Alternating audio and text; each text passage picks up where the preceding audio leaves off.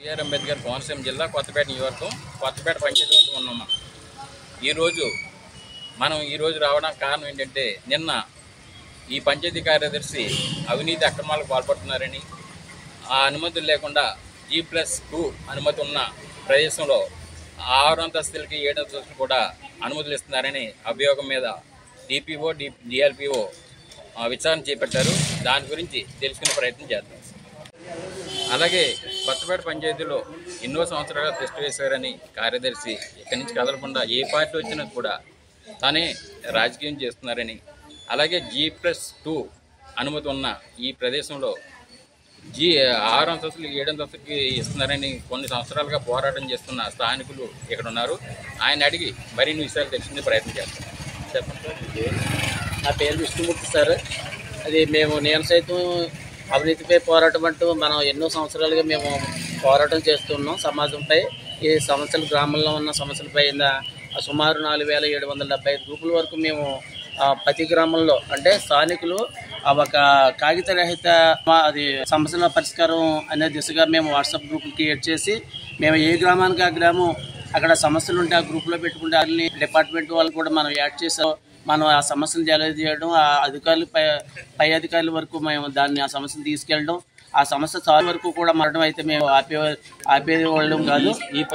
ఈ పంచాయతీ మీద మేము ఫస్ట్ నుంచి కూడా ఒక నిఘా పెట్టడం అయితే జరిగింది. ఆరోపణలు ఎందుకు వస్తున్నాయని ప్రజల దగ్గరికి వెళ్తే ఎక్కువగా నిరుపేదల దగ్గరే పన్నులు వసూలు చేస్తున్నారు, ధనికుల దగ్గర పన్నులు వసూలు చేయట్లేదని అలాగే పాలకవర్గం కూడా తెలియజేసింది. ఎందుకంటే పేదవాడిని కొట్టి ఉన్నవాడికి పెడుతున్నారా ఈ పథకాలు అన్న ఆలోచనలో మరి ప్రభుత్వం తప్పనిసరిగా ఆలోచన చేయాలి. కనీసం నోటీసులు కూడా ఇవ్వలేని పరిస్థితిలో ఇలాగే పంచాయతీ సెక్రటరీ అంటే అధికారి అంటేనే ఒక అజమాయిషీ ఉంటుంది, ఆయనకు కొన్ని హక్కులు ఉంటాయి.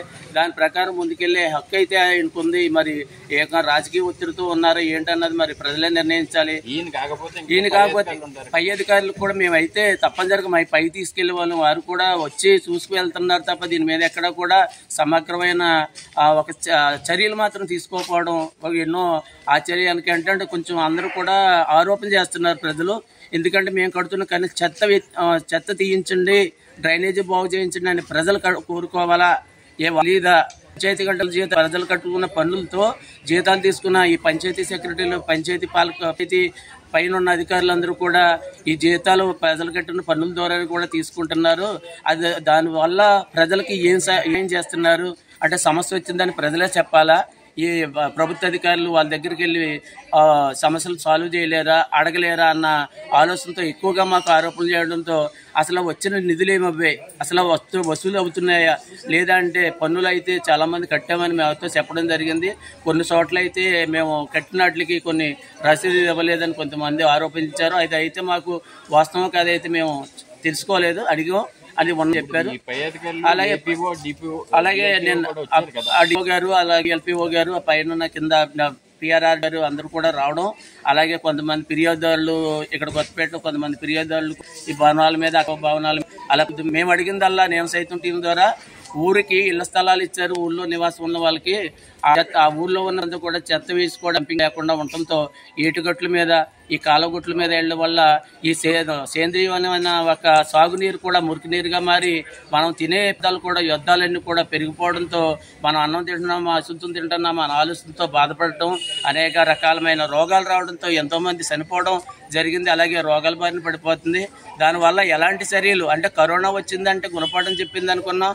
ఈ పంచాయతీకి మాత్రం ఏ గుణపాఠం అన్నది అదే ఒప్పుకోలేదు. మాత్రం గతంలో మినిస్టర్గా పవన్ కళ్యాణ్ గారు వచ్చారు కాబట్టి దాని గురించి ఈ విచారణ కూడా వేగవంతం అవుతుందని చెప్పేసి అంటున్నారు జనం. దాని మీద అది మాత్రం మేము సంతోషిస్తున్నామండి. ఎందుకంటే ఆయన పవన్ గారు వచ్చిన వెంటనే ఒక బంగారు స్వర్ణ గ్రామాల కింద తయారు చేస్తానన్నారు.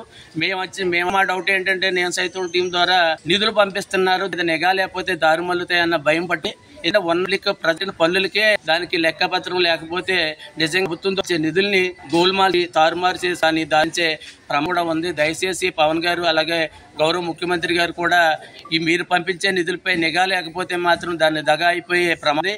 దయచేసి ప్రజలు ఆంధ్రప్రదేశ్ వృద్ధి కావాలన్నా వర్ణ గ్రామాలకు కావాలనే పంపించే నిధి మాత్రం నిఘా పెట్టండి. ప్రజల నుంచి కూడా ప్రజాభిప్రాయ గ్రామ సభలు పెట్టండి అని మేము పవన్ కళ్యాణ్ కూడా మేము పెట్టాము. అది గ్రామ సభ కూడా జరుగుతున్నప్పుడు మొన్న 339 సభలు రావడం దానికి రికార్డు సృష్టించామని అవార్డు ఇచ్చారు. కానీ అన్ని కూడా ఎక్కడ కూడా సార్ లేదు. ప్రజల సమస్యలు చెప్పలేదు. ఇక్కడ ప్రజలతో కూడా లోపం ఉంది. తమ సమస్యలు తమకు కూడా ఎందుకు చెప్పుకోలేదంటే తమ పథకాలు తీసేస్తూ గత ప్రభుత్వం మా మీద దాడులు చేసింది. ఏదైనా సమస్య ఉందంటే ప్రభుత్వం కూడా ఉంటుందంటూ ముఖ్య గారు సమస్యల చివరికి మనపల్లిలో కూడా మీరు ఇచ్చారు. అక్కడ అసలు కారణం ఒక మెయిన్ రోడ్డు రాలేదు. అలాంటి మన కొత్త ఎన్నో రోడ్లు కూడా కర్రలకెట్టడం కేసుల గురించి కూడా పడకుండా నేను సైతం ఆ రోడ్ గత ఎమ్మెల్యే ప్రతినిధి రెడ్డి గారు కూడా అవడం కేసు అయితే అలాగే ఉంది. కానీ ప్రజల కోసం పోరాడడం వంతుగా మేము ఉంది. గౌరవ ముఖ్యమంత్రి గారు స్వర్ణ గ్రామాలు తయారు చేయాలన్న ముందుకు వచ్చారు. ఇతన్ని తీయించాలన్న ప్రభుత్వాలకు రావాలి. ప్రజలు వాళ్ళు ఉన్నారు. అలాగే పారిశుద్ధ్య కార్మికుల జీతాల గురించి మేము ఒంటరి అయితే మేము చేయడం జరిగింది. వాళ్ళకి అన్ని పంచాయతీలు అది వాళ్ళకి ఆల్రెడీ పంపించడం జరిగింది. వాళ్ళు ఇప్పుడు అది కమిటీ వేయడం జరుగుతుంది. అది ఆ కమిటీ తీసుకుంటుందో నిర్ణయం. ఒకవేళ అందులో కూడా న్యాయం జరగకపోతే మేము కోర్టు వరకు హైకోర్టు మీద నుంచి మేము అంతే పాలక వర్గం అయితే ఇంకా మేము అవునండి వారికి తెలియజేస్తాం.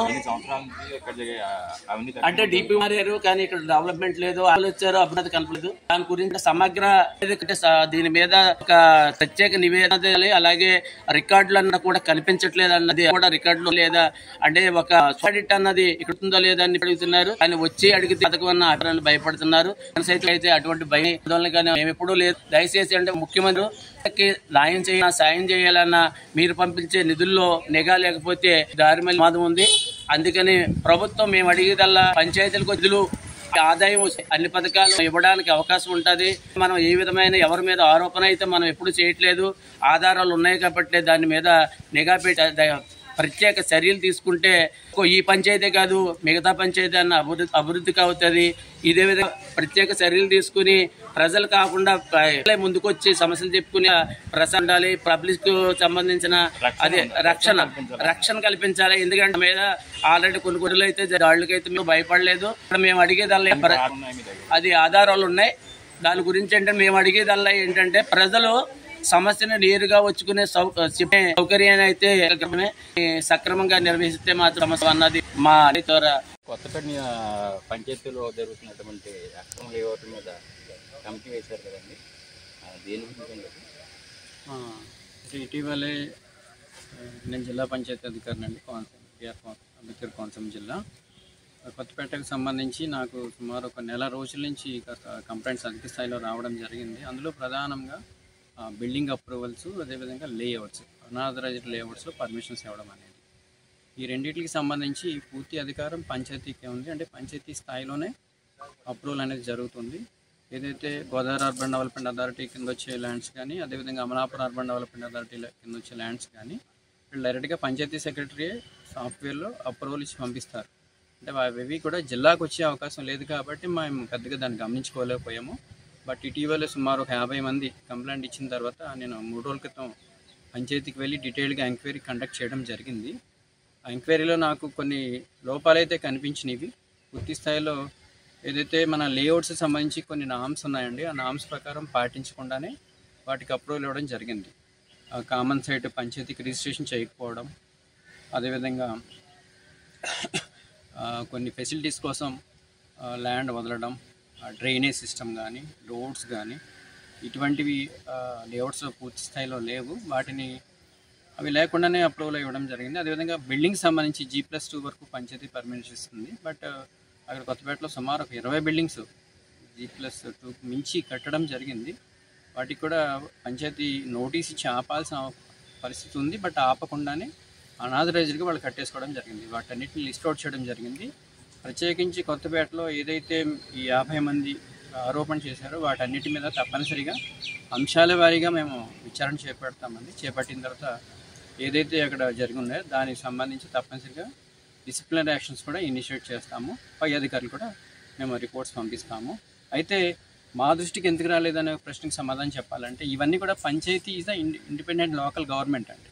సెక్రటరీ గారు panchayati secretary, CEO, chief executive officer for panchayat. Only house tax విషయంలో అయితే నా దృష్టికి సుమారు 2 నెలల క్రితమే రావడం జరిగింది. వెంటనే దాని మీద రివ్యూ పెట్టడం, ప్రత్యేకంగా టీమ్స్ వేసి డ్యూటీస్ వేసి ఆ ఏరియా అనేది కలెక్ట్ చేయడానికి ఏర్పాటైతే చేయడం జరిగింది. ఈ లేఅవుట్స్ బిల్డింగ్స్ మాత్రం మొన్ననే వచ్చింది. 3 సభ్య కమిటీ అంటే 3 ఆఫీసర్స్ని పంపించాను. వీటితో పాటు పంచాయతీ ట్రాన్సాక్షన్స్ అన్నీ కూడా అన్ని రికార్డ్ అంతా వెరిఫై చేస్తారు. చేసిన తర్వాత ఏవైతే దుర్వినియోగం జరిగిందో వాటి మీద తప్పనిసరిగా నేను యాక్షన్స్ అనేవి ఇనిషియేట్ చేయడం జరుగుతుంది. ఈ కమిటీకి ఎంత పరిధి విధించారండి ఈ నివేదికని?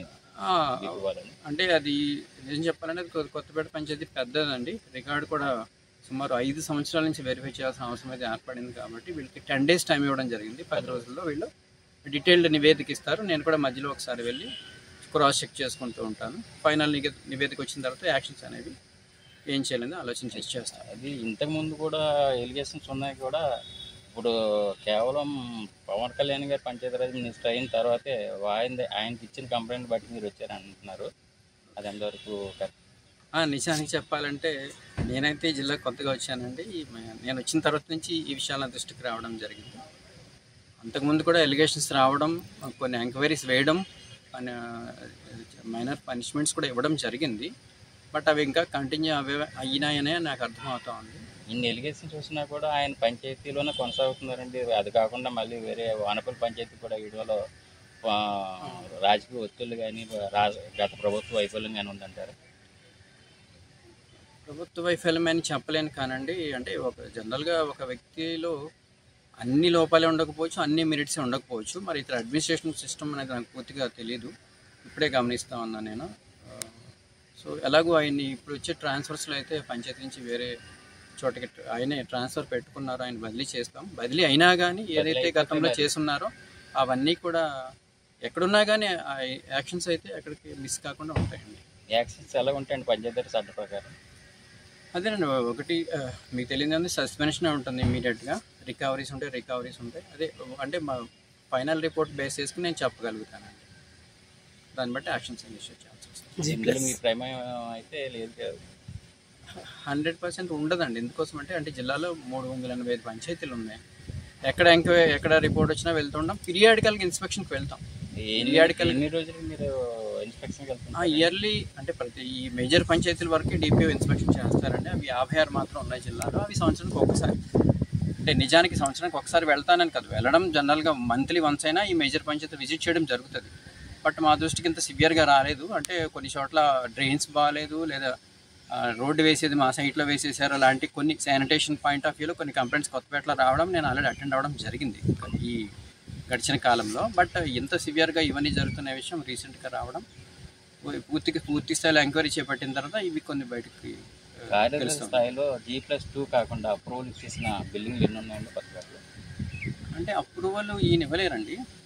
District town and country planning అవి G+2 కడుతున్నప్పుడు వెంటనే వెళ్ళి ఆపే అధికారం కార్యదర్శి గారికి ఉంది.